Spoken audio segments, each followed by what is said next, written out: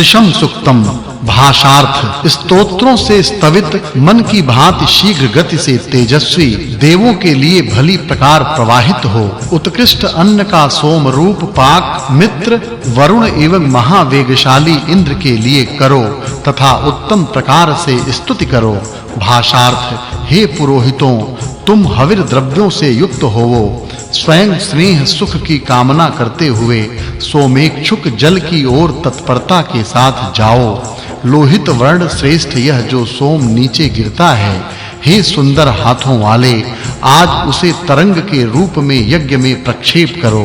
भाषार्थ हे ऋतुजों, तुम बहुत अधिक जल के समुद्र को प्राप्त करो। उस अनापात देवता को हविर द्रव्य से पूजित करो। वह आज तुम्हें अत्यंत पवित्र शुद्ध जल प्रदान करे। उसके लिए मीठे सोम समर्पित करो। भाषार्थ जो बिना काठ के अंतरिक्ष में प्रज्वलित होता है तथा जिसकी विद्वान ब्राह्मण यज्ञ में स्तुति करते हैं, वह तू हमें मीठा जल दे कि जिससे इंद्र तेजस्वी होकर अपना सामर्थ्य प्रकट करे। भाषार्थ सुंदर युवतियों के साथ जैसे युवा पुरुष आनंदित एवं प्रसन्न होता है, वैसे ही जिन जलों में मिलकर सोम प्रसन्न होता है, हे ऋत्विक, तू ऐसे ही जल को दूर से प्राप्त कर। जल से सोम को ग्रहण करने पर सोम शुद्ध एवं पवित्र होता है। भाषार्थ युवतियां जैसे युवा पुरुष की प्राप्ति के लिए झुकती हैं और जैसे प्रेम के साथ युवा पुरुष प्रेम से परिपूर्ण युवतियों को प्राप्त करता है, वैसे ही सोम में जल एक रूप हो जाता है। अध्वर्य एवं उनकी स्तुतियां जल स्वरूप देवता को मन से उत्तम प्रकार जानती हैं तथा दोनों बुद्धि पूर्वक अपने कार्य करते हैं। भाषार्थ हे जल, जो अवरोधित मार्ग वाले तुम्हें निकलने के लिए मार्ग देता है और जो तुम्हें दुष्कर नाश से मुक्त करता है, उस इंद्र के लिए देवों के लिए मादक एवं मीठे सोम रस प्रदान करो। भाषार्थ हे प्रवाहशील जल, तुम्हारा जो गर्भ स्वरूप मीठा रस युक्त प्रवाह है, उस मीठे गुण युक्त उत्तम तरंग को इंद्र के समीप प्रेरित करो। अनेक औषधि रूप धनशाली जल यज्ञ के लिए घृतदान एवं स्तोत्र पाठ किया जाता है। तुम मेरा यह वचन सुनो। भाषार्थ प्रवाहशील जल जो दोनों लोकों के लिए लाभकारी होता है, उस मादक एवं इंद्र के पीने के लिए योग्य प्रवाह को बहुत बढ़ाकर हमें दो।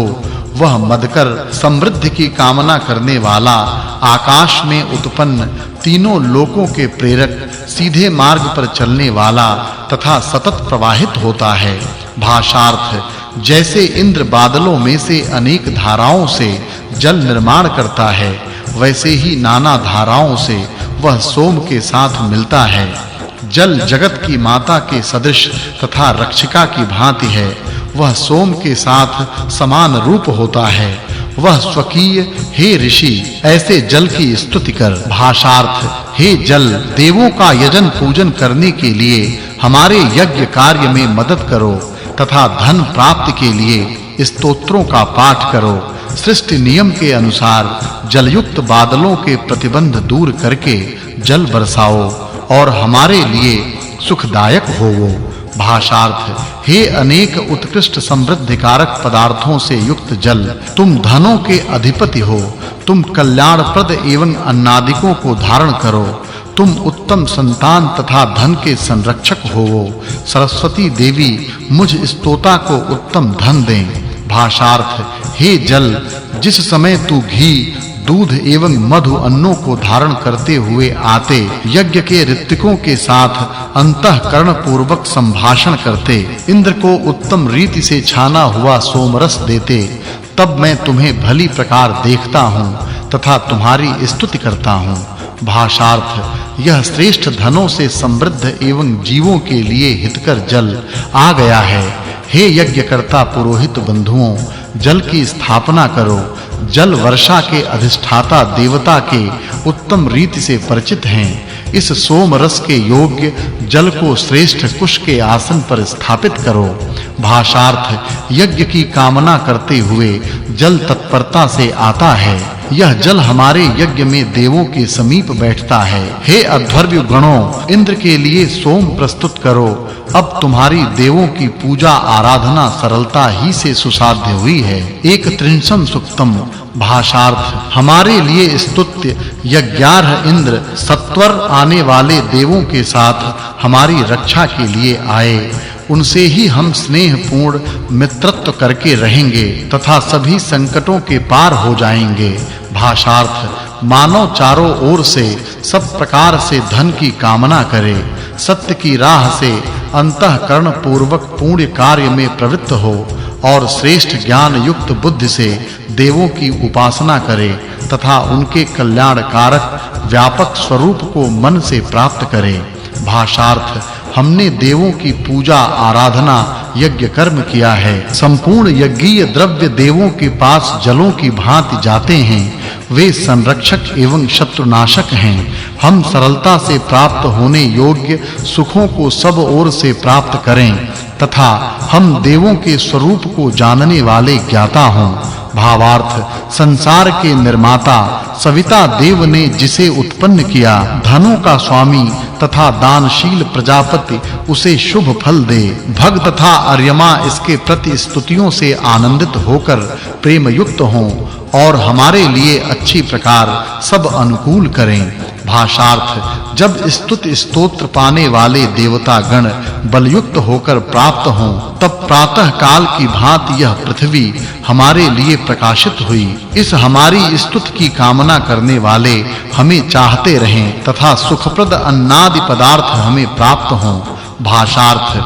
इस समय हमारी अत्यंत प्राचीन व्यापक तथा देवों के पास जाने वाली उत्कृष्ट स्तुति स्फूर्ति युक्त होकर बढ़ती है। इसलिए इस पोषक यज्ञ में सभी देवता समान स्थान में विद्यमान रहकर शुभ फल देने के लिए आएं।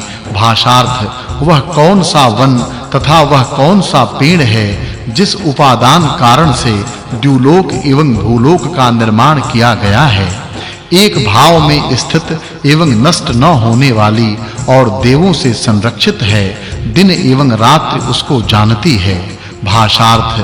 द्यावा पृथ्वी को देवों ने निर्माण किया, इतना ही उनका सामर्थ्य नहीं है, इससे भी ज्यादा है। यह विश्व का निर्माण करने वाला तथा द्यावा पृथ्वी को धारण करने वाला वही अन्नादि पोषक पदार्थ का अधिपति है। जिस समय सूर्य के घोड़े वहन नहीं करते थे, उसी समय बलशाली हिरण्यगर्भ ने तेजस्वी शरीर ग्रहण किया।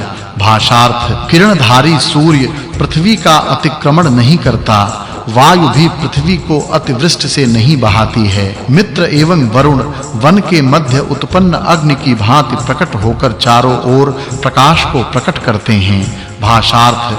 जैसे वृषभ द्वारा निषिक्त हुई गाय बछड़ा उत्पन्न करती है, उस समय वह स्वयं पीड़ा अनुभव करती हुई अपनी प्रजा को सुखी करती है। प्राचीन समय में दोनों अरणियों से अग्नि ने जन्म ग्रहण किया था। जिस समय ऋत्विज उसकी खोज करते हैं, तब पृथ्वी समी पेड़ से उसे बाहर करती है। अरणियों के पुत्र अग्नि हैं। अरण्य स्वरूप माता पिता से उसने जन्म लिया था तथा अरण्य स्वरूप गाय शमी वृक्ष पर जन्म ग्रहण करती है। भाषार्थ। और कण्व ऋषि को निषद का पुत्र कहा गया है और श्याम रंग हवि अर्पित करने वाले कण्व ने अग्नि से धन ग्रहण किया था। श्याम रंग कण्व के लिए तेजस्वी अग्नि ने अपने उज्जवल रूप को प्रकट किया था। इस लोक में अग्नि के अतिरिक्त किसी भी देव ने कण्व को यज्ञ का फल नहीं दिया था।